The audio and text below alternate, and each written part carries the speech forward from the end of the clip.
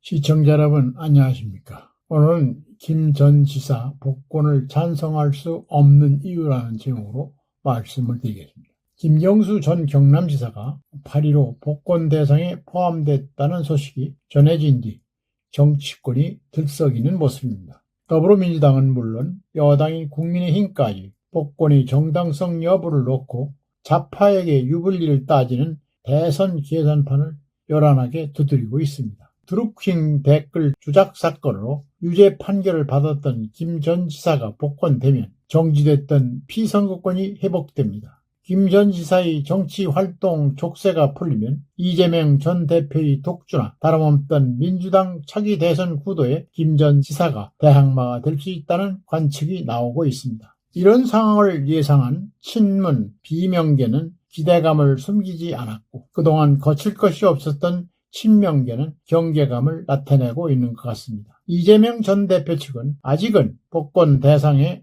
있다는 것이 정무적으로 판단해 보아야 한다면서 당장 메시지를 내놓을 계획은 없다고 했습니다. 최고위원회에서도 김 전 지사와 관련한 발언은 일절 없었다고 합니다. 하지만 이재명 전 대표는 어제 자신이 김 전 지사의 복권을 요청했다고 말했습니다. 반면에 비명계에서는 환영 일색입니다. 당대표 후보로 나선 김두관 전 의원은 김 전 지사가 8.15 특사로 복권 대상이 된 것을 대환영했습니다. 박지원 의원도 페이스북에 김 전 지사의 복권은 민주당의 분열이 아니라 다양성과 역동성을 살리고 회복하는 계기가 될 것이라며 만약 대선 후보를 겨냥한다면 그것도 긍정적으로 봐야 한다고 했습니다. 그러나 아쉬운 것은 친문, 친명계 모두 좌파의 정치적 이해득실만 따질 뿐 왜 김 전 지사가 피선거권이 박탈됐는지 성찰하는 목소리는 나오지 않는다는 점입니다. 드루킹 사건이 어떤 사건입니까? 대의민주주의 근간인 선거의 공정성을 훼손한 대형 선거 범죄 사건이 아닙니까? 문재인 전 대통령이 당선된 2017년 제19대 대선을 앞두고 김 전 지사와 드루킹 일당이 공모해서 포털 사이트 댓글을 통한 여론조작에 나선 사건이 드루킹 사건입니다.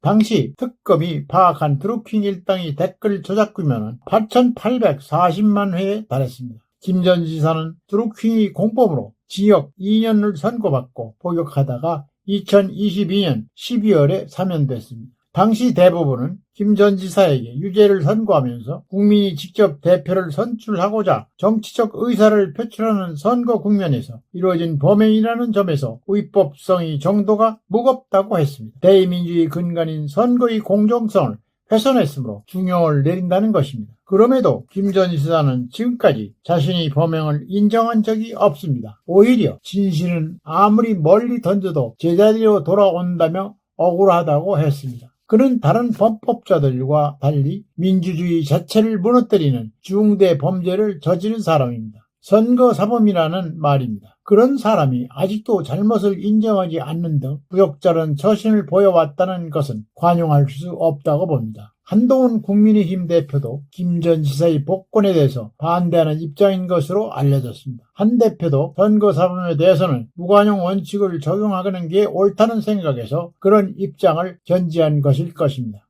이런 생각은 대통령의 고유 권한인 사면권 행사에 반대해서 나오는 것이 아닙니다. 대통령 사면권 행사 자체가 법치주의를 약화시킬 수 있다는 점에서 최대한 자제돼야 하지만 선거 관련 범죄에 대해서는 더욱 그렇습니다. 역대 정부들도 한결같이 선거 범죄 무관용 원칙을 천명해 왔습니다. 김 전 지사 복권을 찬성할 수 없는 이유입니다. 여기에 자신이 잘못을 뉘우치기는커녕 피해자 행사를 하는 철면 피해에게 절대로 관용해서는 안 됩니다. 그럼에도 불구하고 윤 대통령이 김 전 지사 복권을 결단할 가능성은 커 보입니다. 김 전 지사는 이제라도 잘못을 인정하고 국민들에게 진심으로 사과하여 정치개혁에 헌신하는 모습을 보이기 바랍니다. 오늘은 여기까지입니다. 감사합니다.